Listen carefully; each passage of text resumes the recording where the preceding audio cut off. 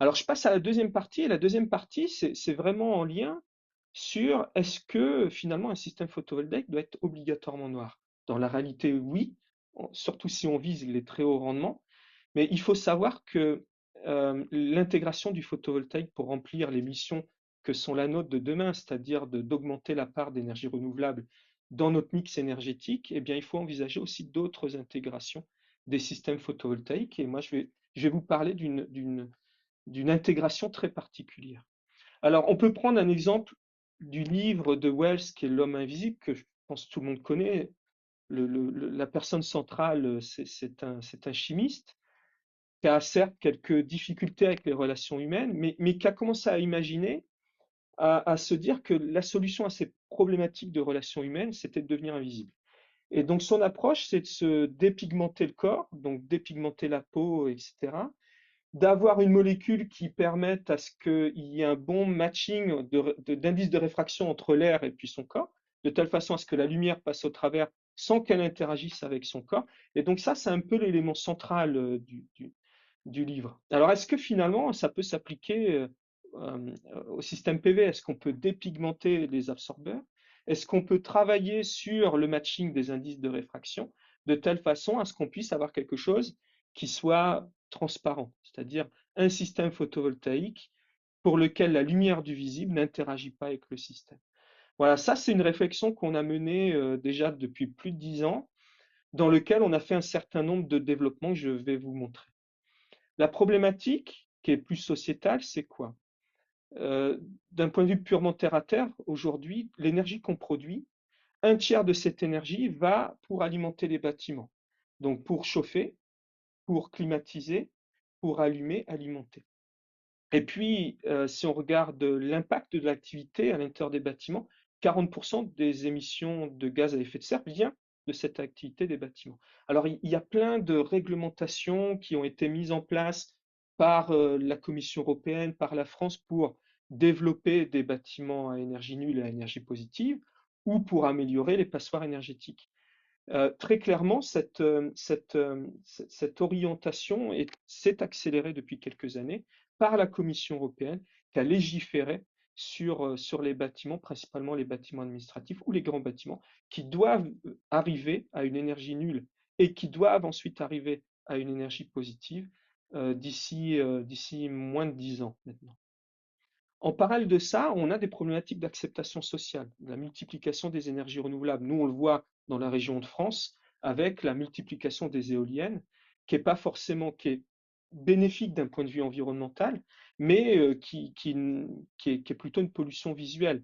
Et donc, si on imagine les villes de demain avec des bâtiments, un petit peu de verre très joli tout autour, mais des éoliennes sur les toitures, du photovoltaïque en façade, ici au pied, ici dans les coins de rue, eh bien, très très rapidement, on arrive à une pollution visuelle et très très rapidement, on va avoir un rejet de la population vis-à-vis de ce mode de production énergétique.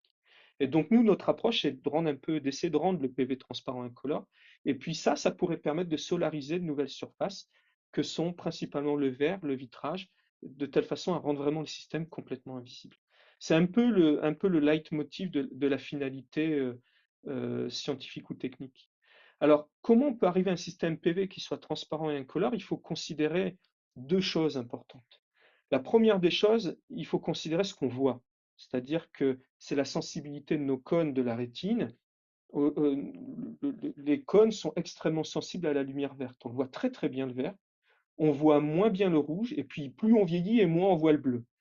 Donc ça amène à cette réponse photopique ici de l'œil humain dans lequel on est extrêmement sensible. Et donc il ne faut surtout pas développer un absorbeur qui va venir absorber dans cette partie-là. Il faut essayer de développer des absorbeurs qui viennent dans les parties où la réponse photopique rétinienne est très faible. Deuxième considération, c'est qu'on veut produire de l'électricité. Donc du coup, il faut prendre en compte le spectre solaire à convertir. Eh bien, si je m'intéresse à cette partie-là, qui est la partie bleue UV, ben, malheureusement, on a 3, 4, 5% d'UV bleu. Donc, on peut assez difficilement faire des systèmes qui soient performants en utilisant l'UV. Mais par contre, ce qui est intéressant, c'est que sur cette partie ici, 650, 700 nanomètres au-delà, on a toute une partie qui est le proche infrarouge. Et là, par contre, il y a des photons à convertir en électricité. Donc, j'aurais tendance à dire que la deuxième considération, c'est d'aller chercher le proche infrarouge. Maintenant, la question, c'est quelle est la technologie qui peut permettre de faire ça? Quelle est la technologie qui peut permettre de dire, je sélectionne une partie du spectre et je laisse passer l'autre partie. Et je laisse passer l'autre partie, le visible. Eh bien, si on s'intéresse aux semi-conducteurs inorganiques, malheureusement, c'est compliqué. Pourquoi? Parce que très souvent, si on prend le silicium, l'ASGAS, CIGS, les bandes gap sont relativement rigides. La structure de bande fait que les bandes gap, d'ailleurs, sont assez rigides. Et puis, la structure de bande fait qu'on n'a pas d'absorption sélective. Donc, on a une absorption non sélective puisque tous les photons incidents dont l'énergie est supérieure au gap vont être absorbés. Donc, c'est-à-dire que si on veut utiliser des semi-conducteurs inorganiques pour faire des systèmes transparents et incolores, eh bien, malheureusement, il va falloir s'intéresser uniquement à la partie UV. Et la partie UV ne devrait pas conduire à quelque chose qui soit extrêmement performant. Je vais moduler, performant. L'autre possibilité, c'est le moléculaire. Et là, le moléculaire, c'est un terrain de jeu aussi qui est très intéressant parce que là, par contre, on a des niveaux énergétiques qui sont discrets, les orbitales moléculaires occupées, les orbitales moléculaires inoccupées, donc on n'a pas cette structure de bande. Et ensuite, on peut jouer avec toute la richesse de la chimie organique, en particulier, pour aller moduler les niveaux HOMO-LUMO de telle façon à ce qu'on puisse sélectionner les portions de longueur d'onde qui nous intéressent et de laisser passer le visible. Et là, il n'y a que deux technologies d'intérêt. Alors, dans la réalité, il y en a trois. Deux technologies d'intérêt, l'OPV, les cellules à colorant et les cellules dites LSC, donc les Luminescent Solar Concentrator, dans lesquelles il y a des molécules guides d'onde qui renvoient la lumière vers les bords du verre pour que ça puisse être converti par une technologie usuelle. Et là, c'est intéressant parce que du coup, on est capable de convertir l'UV, mais on peut être capable de convertir le prochain infrarouge, voire même de convertir l'UV et le prochain infrarouge, ce qui serait génial. Alors nous, notre approche, c'est cellule à colorant. J'adore cette cellule, c'est un système qui est électrochimique, deux électrodes, un milieu électrolytique, des médiateurs redox ou un médiateur redox, des transferts d'électrons dans des interfaces hétérogènes. Enfin, c'est le seul système photovoltaïque qui est basé d'ailleurs sur des mécanismes purement électrochimiques. Et étant électrochimiste de base et dans un laboratoire de batterie, bien entendu, les cellules à colorant, c'est le système d'intérêt. Alors, cellules à courant, c'est deux plaques de verre conductrices. Sur une des plaques de verre, on va venir sérigraphier de l'oxyde de titane, qu'on va venir sensibiliser à la lumière par de la chimie-sorption de molécules que sont les colorants. Le colorant absorbe la lumière incidente, passe à un état excité, transfère des électrons à l'oxyde de titane et puis ensuite se régénère par transfert de trous d'électrons via un médiateur redox. Principalement, c'est la chimie de l'iode, I3- et- qui est utilisée. La forme oxydée diffuse vers la contre-électrode, les électrons passent par le circuit extérieur et on régénère de cette façon le médiateur redox avec un transfert à deux électrons pour former I- à partir de I3-. I- revient de l'autre côté, régénère le colorant et on a bouclé la chaîne galvanique. Voilà, donc dans un système transparent et incolore, il faut développer des colorants sélectifs à la portion invisible, s'assurer que les nanoparticules d'oxyde de titane n'influent pas sur le trajet optique et soient parfaitement transparents. Un électrolyte diode, c'est orange, donc il faut développer des électrolytes transparents, ce que je n'ai pas forcément dit. Comme toute réaction électrochimique à deux électrons dans lequel il faut casser des liaisons covalentes, iode-iode, on a besoin d'électrocatalyseurs de réaction. Il faut s'assurer que les électrocatalyseurs de réaction soient également transparents. Donc c'est pas simple. Je passe toute la partie on n'a pas réussi, on a développé des molécules, ça marche pas. Ça a été notre habitude pendant quelques années avant d'arriver sur une molécule intéressante qui est celle-ci, qui est une cyanine, pour lequel optiquement cette cyanine absorbe dans le prochain infrarouge, hein, voilà son spectre d'absorption. Et puis la beauté, donc c'est la transition S0, S1 ici, et la beauté, c'est que les transitions supérieures, S0, Sn, ne sont pas dans le visible. Ça a été l'une de nos difficultés, en fait, de repousser la transition S0, Sn dans le bleu, là où la réponse photopique est faible, et puis voilà, d'avoir une bande très absorbante, très intense dans le prochain infrarouge, avec également une bande d'émission intense. Coefficient d'absorption 300 000, donc on est sur une molécule qui absorbe, j'aurais tendance à dire, euh, à peu près 50 fois plus qu'une perovskite. Donc une seule couche monomoléculaire permet d'avoir une très bonne absorption. Bon, voilà, je passe ces détails sur la photophysique de ces molécules, les temps de vie d'état excité, les orbitales moléculaires occupées, inoccupées, leur place. Malheureusement, cette molécule a un temps de vie d'état excité court, 400 picosecondes. Dans les colorants, généralement, on est plutôt à la dizaine de nanosecondes. Donc, c'est-à-dire que on va avoir peut-être des difficultés à injecter dans l'oxyde de titane. Et puis ensuite, si on regarde la répartition de la densité de spin dans la molécule à l'état excité, on n'a pas quelque chose des excitons là qui sont très très séparés spatialement. Et c'est l'une des raisons pour laquelle d'ailleurs les temps de vie sont courts. Euh, Lorsqu'on va venir greffer la molécule de colorant sur la surface, eh bien, les molécules entre elles peuvent se parler. Les électrons peuvent se parler, les densités électroniques peuvent se parler. C'est ce qu'on appelle les agrégats moléculaires. Et donc ça c'est embêtant. C'est embêtant pourquoi? Parce que lorsque les molécules se parlent entre elles, malheureusement, ça conduit à une bande d'absorption qui s'élargit, voire des nouvelles bandes d'absorption. Et donc ici, par exemple, je compare l'absorption en solution et l'absorption de la même molécule, mais cette fois-ci chimie sorbée sur l'oxyde de titane. Et vous voyez cet effet, la bande d'absorption s'élargit, et puis on commence à absorber ici dans le visible. Et si on fait la soustraction des deux, on voit qu'en fait, on a des agrégats moléculaires dits H, ça veut dire que les particules sont stackées de manière latérale, comme ça, et donc elles se parlent entre elles comme ça. Et puis des agrégats moléculaires aussi de type J, c'est du head to tail, c'est-à-dire que également, c'est pas forcément une bonne monocouche, c'est quelque chose dans lequel on peut avoir des bicouches ou des multicouches, et pour lequel les molécules se parlent entre elles, mais perpendiculairement à elles. Et donc ça amène à aussi un peu d'absorption dans le prochain infrarouge. La partie J est pas gênante, mais la partie H est gênante parce que du coup, on se retrouve à absorber dans le visible. Et donc la molécule devient verte. Et puis ici, on commence à essayer d'intégrer des petites molécules qui empêchent en fait le colorant à avoir un peu de transfert énergétique de monomère en monomère. On a utilisé par exemple cette molécule-là qui est le CDCA ou le quinodéoxycholique acide, je ne sais pas en français. Eh bien, on voit qu'on incorpore cette molécule, on arrive à casser cette communication entre les monomères, et là, la molécule est en train de disparaître. Donc ça, c'est toute la beauté. Alors, toute la difficulté des agrégats moléculaires et toute la beauté de la chimie de contrôle en fait des transitions électroniques qui peuvent se passer intermoléculaires. Performance esthétique, voilà, on est sur des systèmes, on n'est pas à 20% de rendement, c'est pas des perovskites, on est sur quelques pourcents de rendement. Mais tout ça pour dire quoi? C'est que si vous regardez en fait le système, ici c'est un électrolyte iodé, le système est transparent, pas incolore, il est semi-transparent, et cette coloration jaunâtre orangée, elle vient de l'électrolyte d'iode. Voilà, et donc on peut en effet faire un peu de colorimétrie et de voir qu'on bon, on a une saturation de 31%. Enfin, il y a bien une coloration qui est présente. Mais par contre, on a développé des électrolytes, cette fois-ci transparents, basés sur des thioates. Et ces thioates sont intéressants, c'est toujours une chimie d'iode. C'est hybride entre de l'iode et des thioates de méthyle. Et là, vous avez un électrolyte transparent. Et là, vous avez un électrolyte transparent avec un rendement qui n'est pas affecté, qui est même légèrement supérieur. Et là, si vous regardez dans la colorimétrie, vous vous approchez du point un tiers, qui est juste le système incolore transparent, grâce à cet électrolyte. Et vous arrivez sur un système qui est transparent incolore, aussi bien à l'intérieur d'un bâtiment qu'à l'extérieur d'un bâtiment, puisque l'illuminant joue un rôle aussi sur la colorimétrie. Et là, c'est une belle preuve de concept qui est démontrée, avec un système qui fonctionne à 2-3% de rendement. Alors, on a passé pas mal de temps avec des collègues au sein d'une ANR. On a eu aussi un projet européen qu'on a coordonné autour de ce sujet-là, à essayer de comprendre quelles sont les limitations par de la spectroscopie ultra rapide, de la photoluminescence, de la pompe sonde d'absorption transitoire pour voir à quelle vitesse on transfère les trous d'électrons, et puis de l'absorption transitoire ou de l'upconversion en fluorescence pour essayer de voir à quelle vitesse on transfère l'électron, qui est un transfert électronique plus rapide.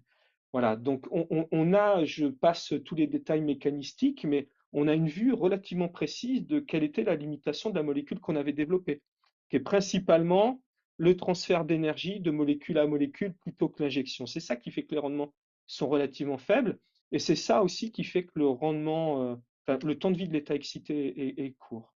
Et grâce à cette compréhension-là, on a réussi avec les collègues de Nantes et Fabrice Audobel, avec qui on travaille depuis très très longtemps, à développer une nouvelle famille de molécules qui sont basées sur des cyanines, mais qui ont des groupements donneurs-accepteurs, qui ont des groupements bien particuliers pour casser la communication latérale entre les molécules entre elles. Et donc, on a breveté toute cette nouvelle famille de molécules qui est extrêmement, extrêmement intéressant pour ce type d'application-là. Combiné à des électrolytes transparents, des nanocatalyseurs transparents, on a fait quelques bons papiers autour de ça. Eh bien, on arrivait à quoi? On arrivait à un système qui est transparent à 80%, c'est-à-dire que on égalise un double vitrage. un indice de coloration qui est de 96, ça veut dire que si je mets un objet derrière mon vitrage qui est rouge, eh bien, il va rester rouge. À titre d'exemple, le double vitrage comme on l'a sur les bâtiments, c'est 80% à peu près 80% d'AVT et l'IRC de 92. On voit que le vitrage est légèrement vert dans la réalité. Bon, on a quelque chose qui est très analogue aux propriétés esthétiques d'un double vitrage. Et puis de l'autre côté, aujourd'hui, voilà où est-ce qu'on en est dans les rendements. C'est pas 20%, et de toute façon, on ne fera jamais 20% avec ce type de système-là. Mais on a 3,4% de rendement, on génère 13 milliampères par centimètre carré en exploitant le proche infrarouge et c'est plutôt pas mal. Et là, aujourd'hui, les enjeux, c'est cette tension qui est faible, 400 millivolts, c'est de l'augmenter de manière significative parce qu'on peut arriver à 750-800 millivolts et donc du coup, ça veut dire qu'on peut doubler les rendements. Hein, le game, il est vraiment là, le jeu, il est vraiment là. Le courant, on est bon maintenant, mais la tension, les pertes énergétiques internes, on doit les limiter au maximum. Voilà. Ce qui m'amène à la conclusion, qui est la suivante, c'est que on peut avoir des systèmes PV transparents et incolores. On peut imaginer des nouvelles intégrations. Et là, quand je parle des intégrations, c'est le verre du bâtiment, c'est le vitrage, c'est les écrans. Non, j'ai pas ma montre. C'est les écrans, pardon, c'est tout le mobilier urbain qui est basé sur le verre plat. Et donc ça, c'est extrêmement intéressant pour aller envisager des nouvelles intégrations sans que les personnes autour puissent déceler qu'on a un système photovoltaïque. Voilà. Alors, on n'est pas tout seul à essayer de développer ce type de système-là. Aujourd'hui, parmi les autres technologies, l'organique, alors l'inorganique qui exploite plutôt la partie UV, donc qui est très peu performant, les perovskites, mais qui sont plutôt semi-transparents parce qu'ils sont colorés soit orange, soit jaune, soit grisâtre. Bon, ben, nous, avec les NIR DSSC, on se situe à peu près ici. On n'est pas les plus performants. Par contre, en transmittance, on est très très bon. Et puis, on est aux alentours des 3%. Donc, on est quelque part ici, alors que l'organique est plutôt quelque part ici. Donc, ça vous démontre que pour ce type d'application, la cellule à colorant est probablement une des meilleures technologies actuelles pour pouvoir le faire. Et puis, ben, notre objectif maintenant, c'est de pouvoir sortir la technologie du laboratoire et d'essayer de pouvoir prototyper. Ça, c'est des enjeux qu'on a chez nous et donc de pouvoir prototyper des vrais vitrages, de faire de la grande surface. Et donc, on a créé une spin-off du CNRS qui s'appelle Crystal Energy, qui est localisée à Amiens, pour lequel on a un certain nombre d'équipements. Et donc là, ça, c'est l'ambition des prochains mois et des 3 prochaines années. On a levé les fonds, et donc c'est de pouvoir essayer de démontrer l'industrialisation possible de type de système-là et de pouvoir les intégrer dans différents objets, là où le verre plat est actuel. Voilà, je m'arrête ici. J'ai peut-être cette mauvaise habitude d'être bavard, mais j'espère au moins vous avoir convaincu sur une chose, c'est que le PV peut pas être toujours noir et qu'il y a beaucoup d'autres intégrations et que les perovskites, alors certes il y a du plomb, on n'aime pas, etc. Mais pour le chimiste et les physiciens, c'est quand même un terrain de jeu qui est extrêmement fertile et très très intéressant, enrichissant. Voilà, merci pour votre attention. Merci beaucoup Frédéric, pour ce vraiment brillant, exposé. Encore désolé pour les problèmes techniques au début. S'il y a des questions, on peut prendre quelques questions au niveau vous pouvez ouvrir vos micros, poser vos questions puisqu'il n'y en a pas dans le chat. Alors, bon, le temps que, peut-être qu'il y ait des questions qui arrivent, moi j'en ai une, c'est vraiment super et j'ai hâte de pouvoir avoir ma baie vitrée, qui va me servir de panneau, d'énergie. Il me semble qu'il y a aussi la possibilité et il me semble que tu as des collègues pas très loin de chez toi, spécialistes de batteries. Ce qu'on pourrait imaginer, il me semble que NEG, un groupe japonais essaie de se positionner là-dessus, d'avoir sa baie vitrée qui soit à la fois panneau solaire et puis, batterie et de pouvoir me restituer, de l'énergie la nuit ou des choses comme ça. Est-ce que tu penses que c'est, où on en est, de ce genre de choses? Moi, je pense que c'est très très compliqué parce que les matériaux de batterie. Alors, NEG, si c'est le cas, je sais que ça vient de Nishide, donc souvent c'est de la chimie de polymère de nitroxyde, peut-être. C'est quand même très compliqué parce que généralement les matériaux de batterie sont des matériaux qui sont optiquement très actifs et qui sont généralement colorés. Donc pour des systèmes semi-transparents, why not? Pour des systèmes totalement transparents et couleurs, ça peut être compliqué. Mais l'autre point surtout, c'est la difficulté d'avoir ce type de matériaux et d'assemblage, c'est l'électronique de couplage. C'est-à-dire que d'avoir sur un vitrage un système PV et puis le système de batterie derrière qui est monolithique, auto-supporté, oui, j'ai vu ça chez des gens en Fraunhofer ou au Japon et vous avez tout à fait raison. Mais l'électronique de couplage, elle n'est pas existante. Ça veut dire que lorsque la tension de cellule va être plus faible que la tension de batterie, on va décharger la batterie. Et c'est quand même très très compliqué à mettre en œuvre, au-delà des points de puissance maximale, enfin, de pouvoir traquer tout ça. Donc le concept intéressant, la réalité sur un système monolithique, pas du tout, parce que on ne peut pas y mettre l'électronique. D'accord, OK. Alors oui, je t'ai pas présenté avec le retard le problème de connexion que j'ai eu. Tu es lauréat d'une ERC récemment. Donc ça, c'est super. J'imagine que c'est là-dessus que tu vas mettre le paquet sur la partie. Mais est-ce que au niveau des industriels français et européens, tu as également au niveau du vitrage, par exemple, tu as de vrais contacts, de vrais soutiens là-dessus? J'ai honte, j'ai oublié mes remerciements, les gens de mon équipe, les talents qui aussi font la science, mais les financeurs.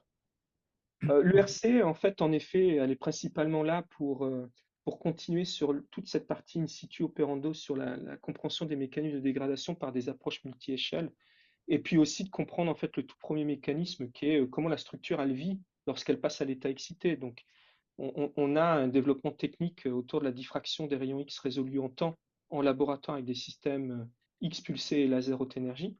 Donc ça, c'est un peu le corps de l'ERC, mais c'est très très fondamental. Sur les autres activités, oui, oui, bien sûr, on a des soutiens industriels, c'est-à-dire que si je parle du... non, c'est peut-être pas les verriers sont très intéressés, je ne peux pas les nommer. Les verriers sont bien sûr très intéressés par la technologie. On a des contacts avec des industriels français qui est aussi intéressé par la technologie. Certains, je peux pas dire en fait. Mais on a trois industriels français voilà, avec qui on travaille, qui n'est pas présent ici sur ce transparent-là, mais avec qui on fait des choses sur le transparent, oui. Alors, il y a une question dans le chat. Est-ce que le problème n'est pas lié au coût et la disponibilité de l'ITO? Pour les perovskites, Oui. euh, c'est une problématique d'utiliser l'indium très clairement. Maintenant, j'aurais tendance à dire que chez nous, en interne, on utilise le FTO et ça marche quasiment tout aussi bien. C'est sûr que la transmittance de l'ITO est un peu meilleure et donc ceux qui réalisent les rendements records, parce qu'il faut que je le dise quand même, on n'est pas au rendement record, nous on ne fait pas 26,7%, mais on fait un peu plus de 20% quand même, 21, 21, 22. Et on utilise le FTO. Voilà. Donc c'est pas pénalisant. Alors, je sais pas s'il y a encore d'autres questions. Moi, j'en ai une. C'est vraiment super et c'est super challengeant et j'ai hâte, comme je le disais tout à l'heure, d'avoir ma baie vitrée ou les vitres j'imagine que beaucoup de décideurs imaginent les grandes tours de la défense avec des vitres comme ça peut être de vrais challenges. Quelle est la fin? Aujourd'hui, quand on conçoit des produits, on se pose toujours des questions sur le cycle de vie, la fin de vie. J'imagine que tu te poses aussi la question.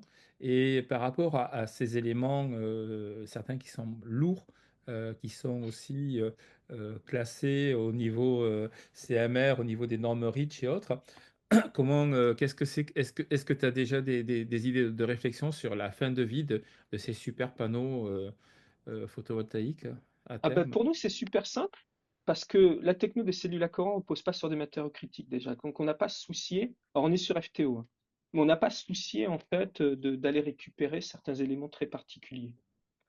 Deuxième chose, c'est que bah, la majorité du composant de notre système, c'est le verre. Le verre, tout ce qui est décyclage, recyclage du verre, ça c'est parfaitement établi. L'oxyde de titane, on le récupère très facilement. Notre colorant, qui sera peut-être dégradé en fin de vie, on le récupère aussi très facilement en milieu basique, donc on sait le désorber.